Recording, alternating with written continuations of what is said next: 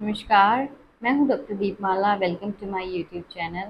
आज हम बात करेंगे गाउट के बारे में, इसके साइन एंड सिम्टम्स के बारे में और इसकी होम्योपैथिक मेडिसिन भी हम आपको बताएंगे। 2 होम्योपैथिक मेडिसिन आपको बताएंगे, की जानकारी देंगे जिससे आपका गाउट जो है, गाउट की जितनी भी परेशानी है, जितने भी सिम्टम्स हैं वो बिल्कुल चले जाएंगे। जहाँ गाउट आपका जड़ से ख़त्म हो जाएगा और बार-बार जो है गाउट की समस्या आपको नहीं होगी। तो शुरू करते हैं आज का वीडियो। वीडियो को शुरू करने से पहले चैनल को प्लीज़ सब्सक्राइब कर दीजिए और बेल आइकन को दबाना ना भूलिए ताकि आगे की नोटिफिकेशन आपको मिलती रहे। So let's start the video. तो गाउट एक कॉमन और कॉम्प्लेक्स फॉर्म है अर्थराइटिस की, जिसका पेन जो है बहुत ही सडन सीवियर आता है। जॉइंट जो है टेंडर हो जाते हैं, इन्फ्लेम्ड हो जाते हैं, बहुत ज़्यादा सीवियर पेन होता है, छूने में बहुत ज़्यादा गर्म महसूस होते हैं, चलने और हिलने में बहुत ज़्यादा दर्द महसूस होता है। स्पेशली गाउट का जो पेन है वो रात के समय एकदम से सडन अटैक जो है वो करता है।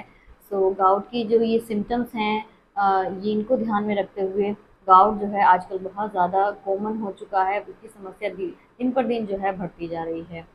तो बात कर लेते हैं इसके कारण की, क्या कारण है, किस वजह से जो है हमें गाउट की परेशानी जो है इतनी ज़्यादा कॉमन हो रही है। सो गाउट जो है यूरिक एसिड का जब ब्लड में लेवल हाई हो जाता है, अ, तो यूरेट जो क्रिस्टल्स हैं वो जो हैं जॉइंट्स में धीरे धीरे जमा होने की वजह से गाउट की परेशानी बननी शुरू हो जाती है। किडनी जनरली यूरिक एसिड को ब्लड के थ्रू, ब्लड में जब ज़्यादा बन जाता है तो किडनी के थ्रू, यूरिन के थ्रू जो है यूरिक एसिड हमारा पास होता है। पर कभी कभी जो है ब्लड में यूरिक एसिड की मात्रा ज़्यादा होने की वजह से या फिर किडनी कहीं न कहीं यूरिक एसिड को यूरिन के थ्रू कम एक्सक्रीट करने की वजह से यूरिक एसिड ब्लड में ज़्यादा होना शुरू हो जाता है, जिससे यूरेट जो क्रिस्टल्स हैं वो जॉइंट में जमा होने शुरू हो जाते हैं, जिसकी वजह से वहाँ पे इन्फ्लामेशन होना शुरू हो जाती है। इन्फ्लामेशन की वजह से बहुत ही ज़्यादा सीवियर पेन जो है होना शुरू हो जाता है। स्पेशली जो गाउट की समस्या है, बिग टो यानी टो हमारा जो पैर का अंगूठा है उससे शुरू होता है। इतना ज़्यादा सूजन उसमें हो जाती है कि जिसकी वजह से अनबियरेबल पेन जो है हो जाता है, जिसको आप छू भी नहीं सकते। हल्का सा हिलाने पे बहुत ज़्यादा टीयरिंग पेन वहाँ पर होने लगता है। रिस्क फैक्टर इसके क्या-क्या हैं? अगर आपका डाइट आप ऐसी ले रहे हैं जिसकी वजह से आपका यूरिक एसिड लेवल ज़्यादा बढ़ रहा है, जैसे कि आप रेड मीट ले रहे हैं, ऑर्गन मीट ले रहे हैं, लिवर हो गया जैसे, या फिर फ्रक्टोज़ वाले आप फ्रूट्स का सेवन कर रहे हैं, या फिर आप अल्कोहल बेवरेज ले रहे हैं जैसे कि बियर आप ले रहे हैं, तो इन लोगों में यूरिक एसिड का लेवल जो है बहुत जल्दी बढ़ने के चांसेस रहते हैं। ओबेसिटी है नेक्स्ट। अगर आपको ओबेसिटी है तो आपका यूरिक एसिड लेवल हाई हो जाता है, किडनीज पे प्रेशर पड़ने लगता है यूरिक एसिड का एक्सक्रीट करने के लिए। तो ओबेसिटी की वजह से भी आपका यूरिक एसिड लेवल हाई हो सकता है। मेडिकेशंस आप कुछ ले रहे हैं जैसे कि बीपी कंट्रोल करने की मेडिसिन है, या बीटा ब्लॉकर्स आप ले रहे हैं, या एस्प्रिन आप किसी फॉर्म में ले रहे हैं, उसकी वजह से यूरिक एसिड लेवल हाई हो जाता है। कोई आपको किडनी की प्रॉब्लम है, डायबिटीज़ है, या हार्ट प्रॉब्लम है, या आपको हाई बीपी का जो है प्रॉब्लम है, तो इन सब वजह से आपको जो है यूरिक एसिड लेवल हाई हो जाता है।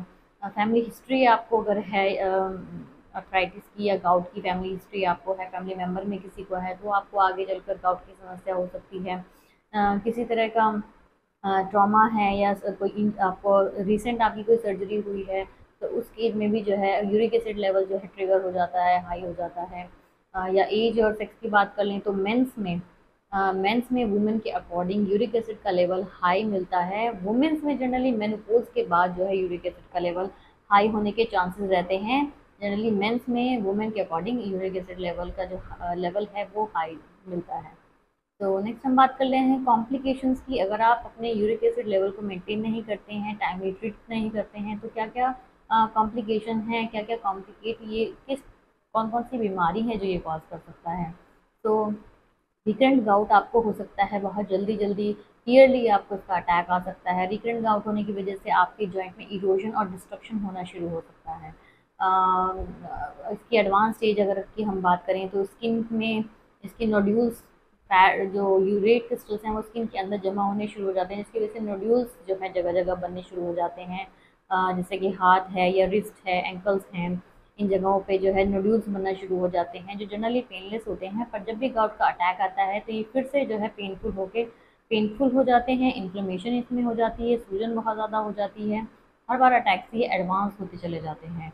नेक्स्ट है किडनी स्टोन्स। अगर आप यूरिक एसिड लेवल को मेंटेन नहीं करते हैं तो किडनी में ये जो है स्टोन बनाना शुरू कर देती है। ये कॉम्प्लिकेशंस हैं। साथ में यूरिक एसिड लेवल हाई होने की वजह से।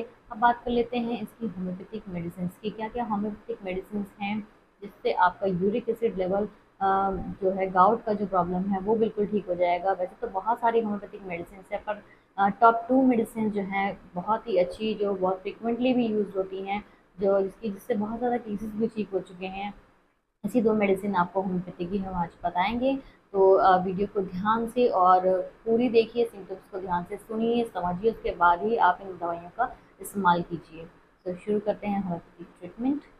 की एक बहुत ही अच्छी मेडिसिन है कॉल्चिकम, जो कि बड़े जॉइंट्स में यानी बड़े जोड़ों में की तकलीफ़ों में आराम करती है। जैसे कि उन लोगों के लिए जो जिनकी उम्र बहुत ज़्यादा हो गई है, या जो बहुत ज़्यादा अल्कोहल का सेवन करते हैं, या बहुत ज़्यादा सिगरेट लेते हैं, या उन लोगों में जिनको बहुत ज़्यादा वीकनेस रहती है, जो कमज़ोर हैं, उनके जोड़ जो हैं सूज जाते हैं। बहुत ज़्यादा सूजन की वजह से इतना ज़्यादा उसमें दर्द होता है कि सहन नहीं हो पाता है। स्पेशली पैर की अंगूठा इतना ज़्यादा सूज जाता है और उसको हिलाने पे भी बहुत ज़्यादा दर्द होता है।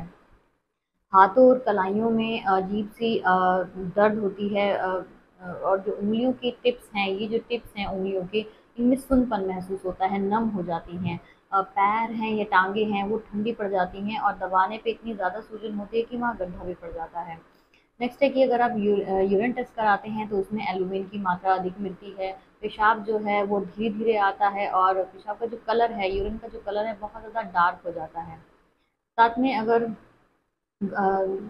गर्म चीज़ों से या गर्माहट से सेक देने से, आराम करने से इसमें आराम मिलता है, और टहलने से, हल्का सा हिलने से, चलने से बहुत ज़्यादा दर्द बढ़ जाता है। तो ये सारे अगर सिम्पटम्स आपको मिल रहे हैं तो आप कॉल्चिकम का इस्तेमाल कीजिए। मेडिसिन है लीडमपाल, ये भी गाउट की बहुत अच्छी मेडिसिन है। टॉप 2 मेडिसिन हैं ये कॉल्चिकम एंड लीडमपाल। सो लीडमपाल के सिम्पटम्स क्या क्या आ जाते हैं, इनमें जो जोड़ों का दर्द है वो नीचे से ऊपर की तरफ बढ़ता है। लिम्स हैं, हमारे पैर हैं, टांगे हैं, इनमें बहुत ज़्यादा टियरिंग पेन बहुत ज़्यादा होता है। उंगलियां हैं, कलाई है, और जो अंगूठा है, इनमें जो है यूरिक एसिड जमा होने की वजह से अंगूठे में बहुत ज़्यादा सूजन और दर्द महसूस होता है। जॉइंट्स में जो है फैट की कमी होने की वजह से उनमें गांठें बन जाती हैं, जिससे कड़-कड़ की आवाज़ भी आती है।